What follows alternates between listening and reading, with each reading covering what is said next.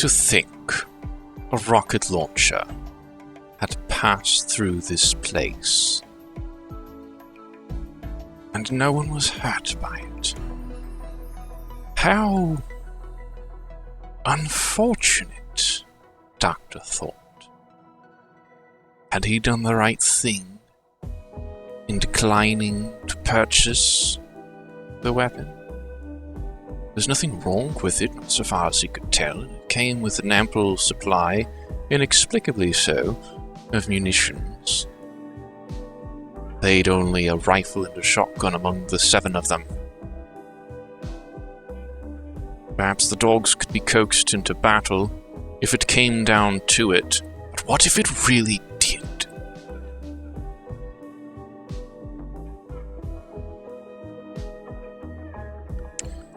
At least, perhaps, they would have some strawberries in the meantime.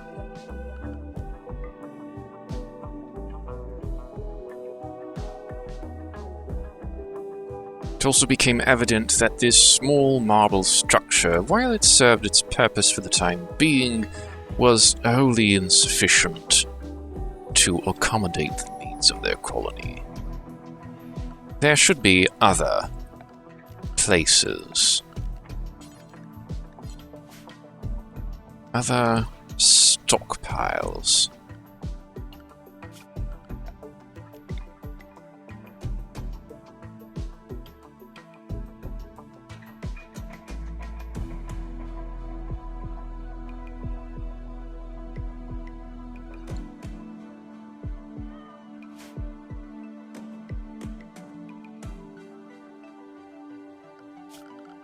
At some point, local terrain would have to be dealt with.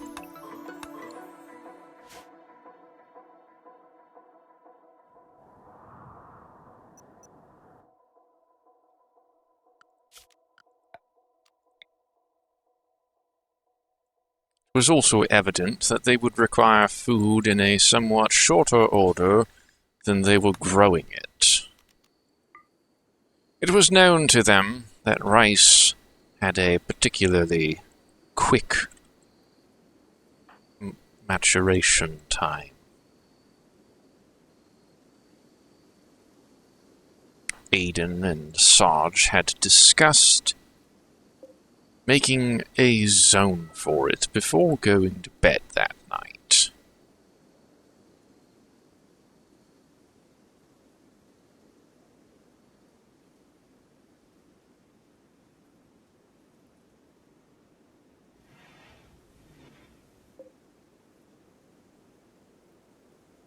Cassis, whom everyone had been referring to as Cassius up until this point, was technically rather fond of Sarge, but often wanted to sleep in Jane's room, as is the fickle nature of a cat.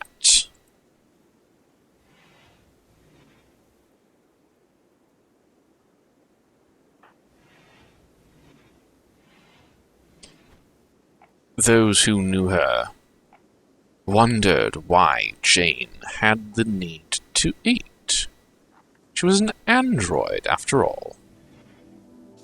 Do androids eat?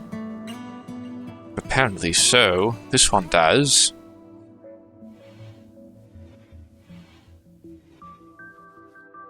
The model of android she was utilized the caloric intake she received to replenish her batteries.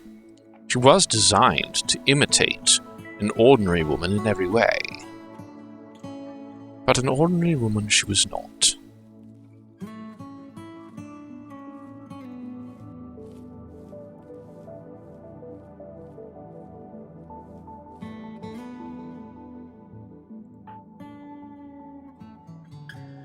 Sarge was a man of simple tastes. In the end, there was nothing quite like watching clouds.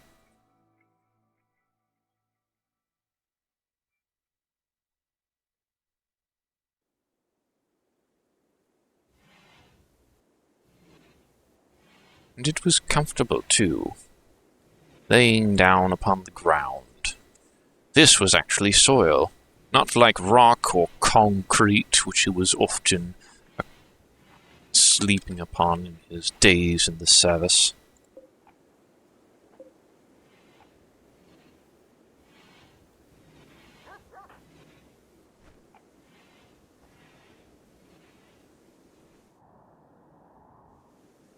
Coley's nose sniffed out food.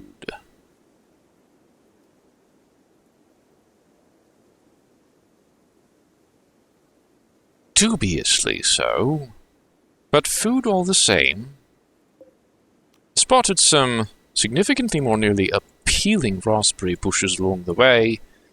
It was possible that she could actually make it back to the refrigerator before the hair decayed in her hands.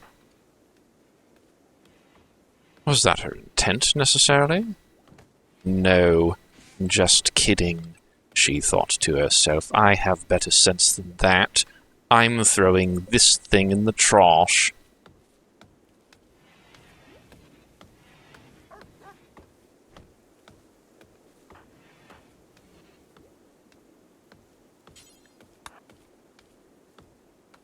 Aiden, however, knew what it was like to be hungry. Apparently Coley had forgotten since the other day when she was so hungry she'd eaten raw raccoon meat of dubious origin and questionable lifespan.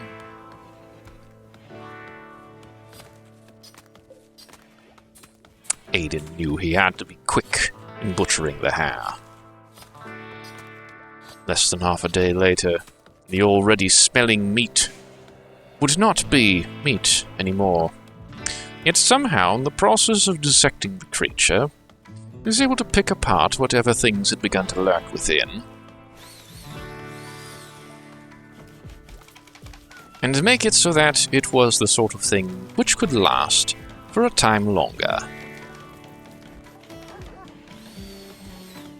Simple meal, a lifespan artificially extended through the ingenuity of modern culinary trickery. And that's why he's a lieutenant.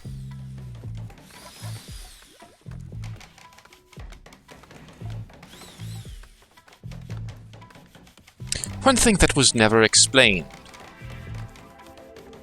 thought Sarge, was the presence of these power tools they all seem to have. Power drills, auto hammers, things by which to fasten one piece of wood to another.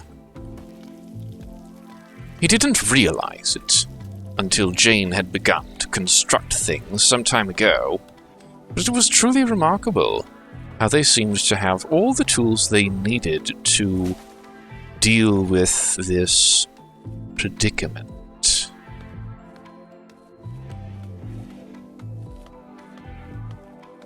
He confided in Aiden on his concerns. Aiden merely dismissed them as trivial. Everyone knows, after all, that the designers of the spaceship readily expect these things to crash. And so, power tools are put inside of every single escape pod. It's arguable in some cases that the escape pods are far more nearly survivable than the rest of the ships put into space, and as such should be used exclusively for all forms of transit and navigation.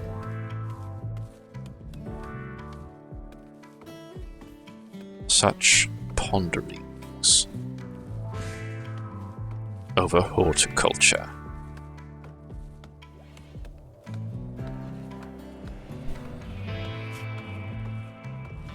Beard found no small amount of joy in finally reaching the breakthrough on how to properly cut stone into useful squares. He proposed But there should be a stone cutting table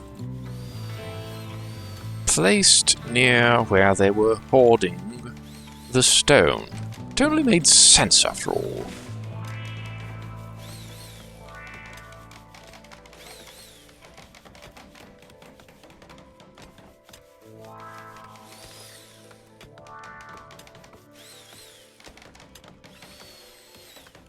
Aiden did have to admit, however, it was truly remarkable how good these tools were. They could cut through stone, chop down trees, till soil. Yet somehow, when it came to combat, not to be found.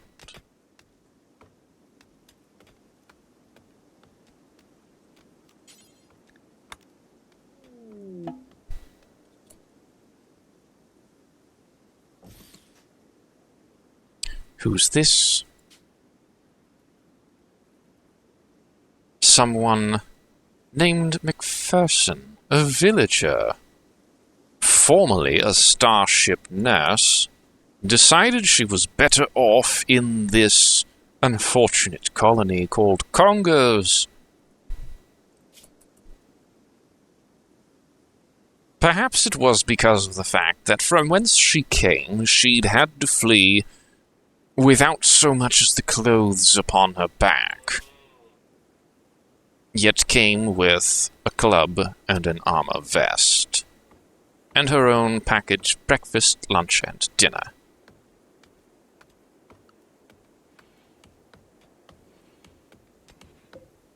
It was for this person, though she knew it not at the time, that Jane had suggested they build an 8th room.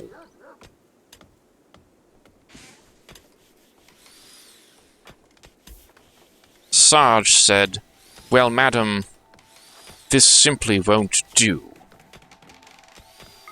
And he literally gave her the shirt off his back.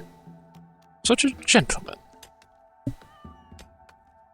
McPherson was able to wear the shirt like something of a nightgown, given the differences in the size between the two of them, but alas, still did not feel quite covered.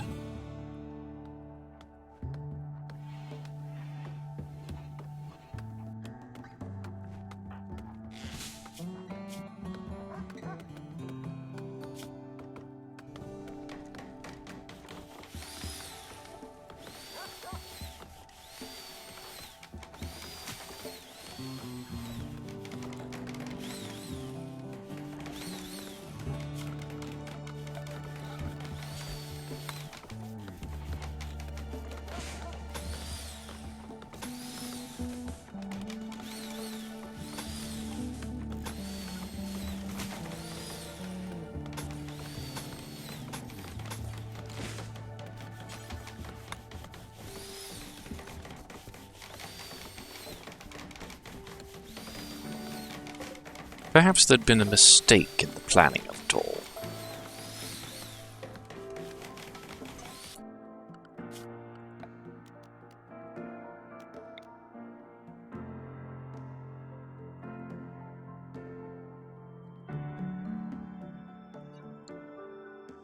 But all the same, they rearranged their stockpile just a little.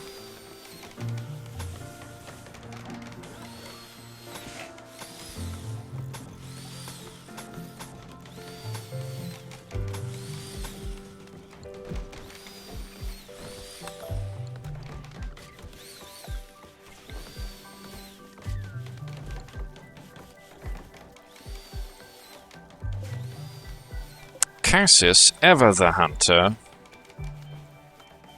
brought yet another morsel of meat for the colony to be had. Doctor, in his keen, ever-searching eye for things of value, noticed that this section of rock was different than the others. Indeed, it was made entirely of compacted machinery. was highly likely that they could dig some of it out and use it for advanced technological items, of which, as yet, they had truly none. But that was a thing that should be changing soon.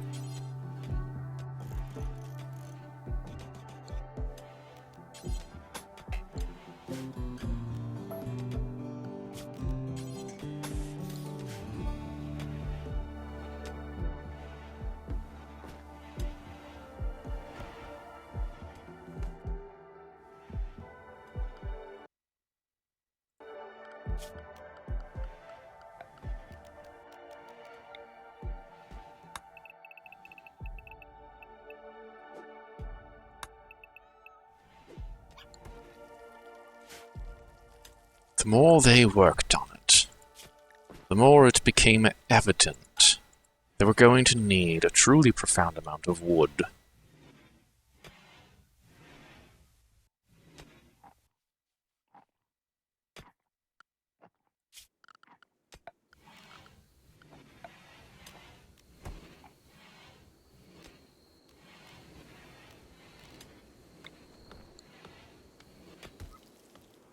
Doctor suggested they make a solar panel. An idea that, truly, went over rather well.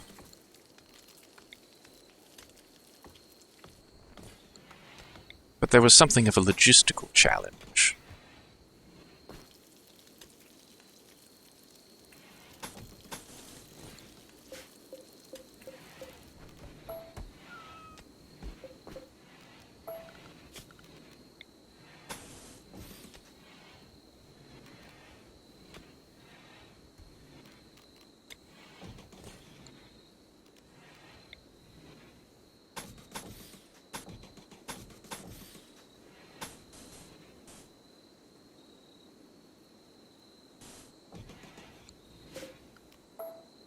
They puzzled for some time over the design. Best to get that out of the way now.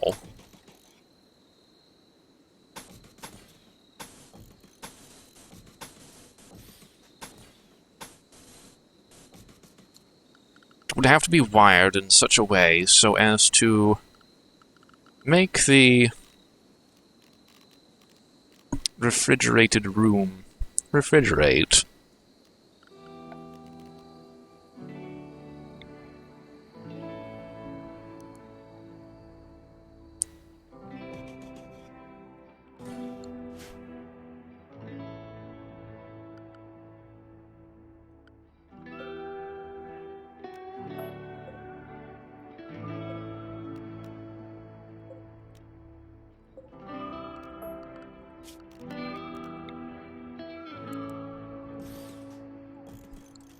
That, most likely, would do rather nicely. At least for the time being.